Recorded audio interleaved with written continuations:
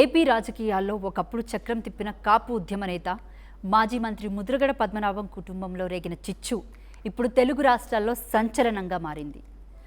రాజకీయ విభేదాలు ఒక కుటుంబాన్ని ఎంత దూరం తీసుకెళ్తాయో చెప్పడానికి ముద్రగడ ఫ్యామిలీలో జరిగిన ఈ ఘటనే ప్రత్యక్ష ఉదాహరణగా నిలుస్తుంది. కన్న తండ్రిని కరసారి చూసేందుకు వెళ్లిన కుమార్తె క్రాంతిని కుటుంబ సభ్యులు, ముద్రగడ అనుచరులు లోపలికి అనుమతించకపోవడం చర్చనీయాంశంగా మారింది. అసలు ముద్రగడకు ఆయన కూతురుకు మధ్య జరిగిన గొడవేంటి? ప్రాణం కంటే ఎక్కువగా ప్రేమించిన కూతుర్ని ముద్రగడ ఎందుకు దూరం పెట్టారు? 2024 ఎన్నికల నుంచి నిన్నటి అంత్యక్రియల వరకు ముద్రగడ ఫ్యామిలీ ఫైట్ వెనుక ఉన్న పొలిటికల్ యాంగిల్స్ ఏంటో ఈ స్టోరీలో క్లియర్గా తెలుసుకుందాం. రాజకీయాలు బంధాలను శాసిస్తాయా? అధికారం, సిద్ధాంతాలు కన్న ప్రేమను సైతం తుడిచిపెట్టేస్తాయా? ముద్రగడ అంత్యక్రియల వేళ కిర్లంపూడిలో జరిగిన దృశ్యాలు చూస్తే ఎవరికైనా అనుమానం రాకమానదు.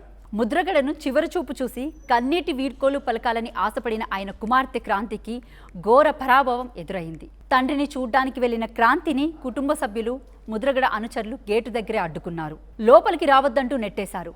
దీంతో అక్కడ వాతావరణం ఉద్రిక్తకరంగా మారింది. అనుచరుల తోపులాట మధ్య కన్న తండ్రి ముఖాన్ని కడసారి కూడా చూసుకోలేని క్రాంతి గుండెలు బాదుకుంటూ వెనుదిరిగారు. చివరకు ఇంట్లో కూర్చొని టీవీ స్క్రీన్ పై తండ్రి అంత్యక్రియల దృశ్యాలను చూస్తూ ఆమె బోరున ఏడవడం అందరినీ కలిచివేసింది. అయితే క్రాంతిని లోపలికి రానివ్వకపోవడం వెనుక ఫ్యామిలీ మొండితనం మాత్రమే లేదు. దీని వెనుక స్వయంగా ముద్రగడ పద్మనాభమే ఉన్నారు. తాను చనిపోతే తన శవాన్ని కూడా క్రాంతి చూడ్డానికి వీల్లేదని ముద్రగడ గతంలోనే కుటుంబ సభ్యులకు తెగేసి చెప్పారట. ఈ నేపథ్యంలోనే తండ్రి మాటను జవదాటిని కొడుకుగిరి కుటుంబ సభ్యులు, అభిమానులు ఆయన ఆఖరి కోరిక ప్రకారమే క్రాంతిని అడ్డుకున్నారు. ముద్రగడ అంతగా హర్ట్ అవ్వడానికి, తండ్రి కూతుళ్ల బంధం ముక్కలవ్వడానికి అసలు కారణం 2024 ఏపీ అసెంబ్లీ ఎన్నికలే. అసలు ఎన్నికల్లో జరిగిన పొలిటికల్ డ్రామా ఏంటో ఇప్పుడు చూద్దాం. ముద్రగడ పద్మనాభం అంటే రాష్ట్ర కాపు వర్గంలో ఒక సింహం లాంటి నాయకుడు.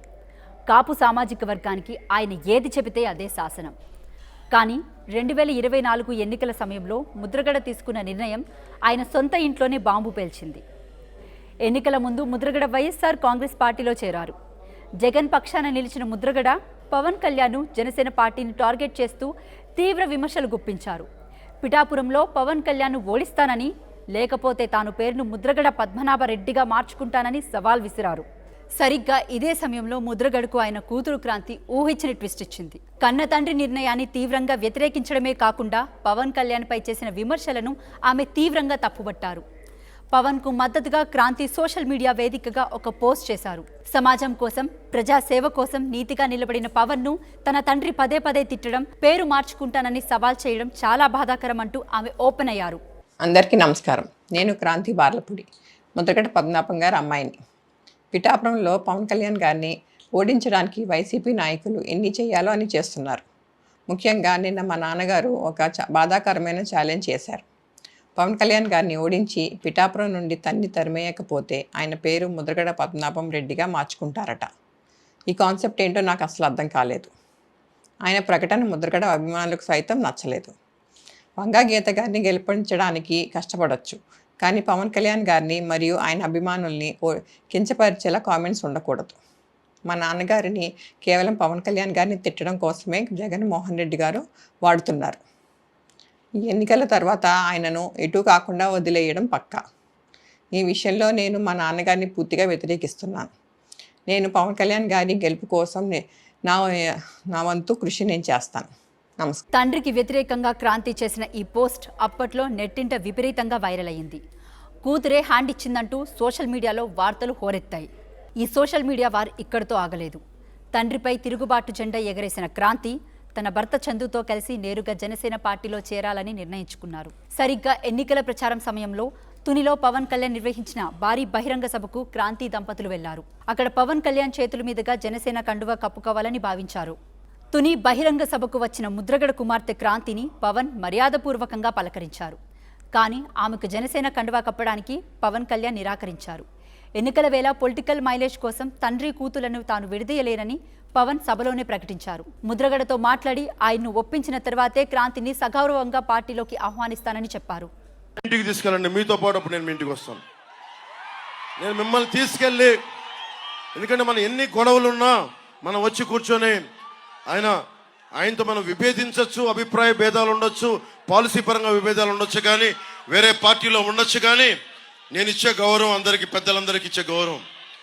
మనం కలిసి ప్రయాణిస్తున్నాం, కలిసి ఉండాలి, విడిపోకూడదని కోరుకుంటున్నాం. నేను సగటు రాజకీయ నాయకుడిని కాదు, నేను మీ ఇంటి వాడిని, మీ కుటుంబ సభ్యుడిని, మీ సోదరుల్లో ఒకరిని, మీ అన్నదమ్ముల్లో ఒకరిని, సాటి మనిషిని, మానవ హక్కుల్ని కాపాడుకోవాలనుకునేవాడిని. నేను ముఖ్యంగా సోదరి కాంతి గారికి, వారి శ్రీవారు చందు గారికి కూడా ప్రత్యేకించి నేను మాటిస్తున్నాను, మిమ్మల్ని అందరి కుటుంబ సభ్యులతోటి మిమ్మల్ని తీసుకెళ్ళి అప్పుడు నేను జనసేనలో మిమ్మల్ని సంపూర్ణంగా ఆహ్వానిస్తాను. ఈరోజు ఉన్నారు, ఈ రోజున జనసేనలో ఉన్నారు, కానీ మిమ్మల్ని చెయ్యపట్టి సగర్వంగా తీసుకెళ్ళి మీరు తీసుకెళ్ళండి, ఆయనకి చెప్పి మిమ్మల్ని తీసుకొస్తానని మనస్ఫూర్తిగా. ఇక్కడ మీరు బాగుండాలి, తల్లిదండ్రులు దీవెన ఉండాలి ఎవరికైనా. ఆ తర్వాత ఎన్నికల్లో పవన్ బంపర్ మెజారిటీతో గెలవడం, ముద్రగడ సవాల్ ప్రకారం తన పేరును పద్మనాభరెడ్డిగా మార్చుకోవడం జరిగిపోయాయి. ఎన్నికల తర్వాత క్రాంతి తన భర్తతో కలిసి జనసేనలో చేరిపోయారు. అనంతరం కూడా వైఎస్ఆర్సీపీని జగన్ను ఉద్దేశించి తన తండ్రిని రాజకీయంగా వాడుకుంటున్నారని, అనారోగ్యం పాలైనా పట్టించుకోవడం లేదని క్రాంతి తీవ్ర విమర్శలు చేశారు. గత ఏడాది ముద్రగడ క్యాన్సర్తో బాధపడుతున్నారని, ఆసుపత్రిలో ఉన్న తన తండ్రిని కొందరు హౌస్ అరెస్ట్ చేసి ఎవరిని కలవనివ్వడం లేదంటూ సోదరుడు గిరిపై ఆరోపణలు చేశారు. క్రాంతి జనసేనలో చేరడం, తండ్రితో రాజకీయంగా విభేదించడం మాత్రమే ఆమెను అడ్డుకోవడానికి కారణం కాదు. గతంలో జరిగిన ఒక ఘటన కూడా దీనికి ప్రధాన కారణం. అప్పట్లో ముద్రగడ పద్మనాభం భార్య క్యాన్సర్ బారిన పడ్డారు. హైదరాబాద్లోని ఒక ఆసుపత్రిలో ఆమెకు చికిత్స అందించారు. చికిత్స ముగిసిన తర్వాత ముద్రగడ దంపతులు ఇద్దరూ హైదరాబాద్లోనే ఉంటున్న కుమార్తె క్రాంతి నివాసానికి వెళ్లారు. కానీ తమను లోపలికి రానివ్వలేదని, 5 నిమిషాలు కూడా ఉండనివ్వకుండా వెనక్కి పంపించారని ముద్రగడ ఒక ప్రెస్ మీట్లో ఆవేదన వ్యక్తం చేశారు. ఆ రోజు కన్న తల్లిదండ్రులకు జరిగిన ఆ ఘోర అవమానమే ముద్రగడ గుండెల్లో ఒక మంటలా రగిలింది. ఆ ఘటన తర్వాత తాను చనిపోతే తన శవాన్ని కూడా ఆమెకు చూపించొద్దు అంటూ కుటుంబ సభ్యులకు చెప్పినట్లు కుటుంబ వర్గాలు, అనుచరులు చెబుతున్నారు. అయితే ఈ ఘటనపై క్రాంతి వైపు నుంచి విభిన్న వాదనలు కూడా వినిపించాయి. ఒకప్పుడు కాపు ఉద్యమాన్ని నడిపించిన నాయకుడు చివరకు తన సొంత కుటుంబంలో జరిగిన విభేదాలను మాత్రం చల్లార్చలేకపోయారు.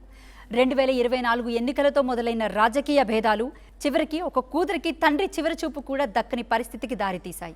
రాజకీయాల్లో పదవులు వస్తాయి, పోతాయి, కానీ బంధాలు, అనుబంధాలు ఒక్కసారి తెగిపోతే మళ్ళీ తిరిగి రావు అనడానికి ముద్రగడ కుటుంబంలో జరిగిన ఈ ఘటనే పెద్ద ఉదాహరణగా నిలిచింది. 25 ఏళ్ల ప్రస్థానం, ప్రవాసంలో మన సంస్కృతి సామ్రాజ్యం, మన సిలికానాంధ్ర ఇప్పుడు అమెరికా గడ్డ దద్దరిల్లేలా, తెలుగు రక్తం ఉరకలెత్తేలా, చరిత్ర పుటల్లో నిలిచిపోయే రజతోత్సవ మహా సంగ్రామ సంబరం, విశ్వవ్యాప్త తెలుగు దిగ్గజాల అక్షర కవాతు, అద్భుత కళా వైభవం. రండి, మన అస్తిత్వాన్ని, విశ్వఖ్యాతిని చాటి చెబుదాం. ఆగస్టు 1న అమెరికా కాలిఫోర్నియా ఓక్లాండ్ ఎరీనాలో సిలికానాంధ్ర రజతోత్సవ వేడుకలో పాల్గొందాం.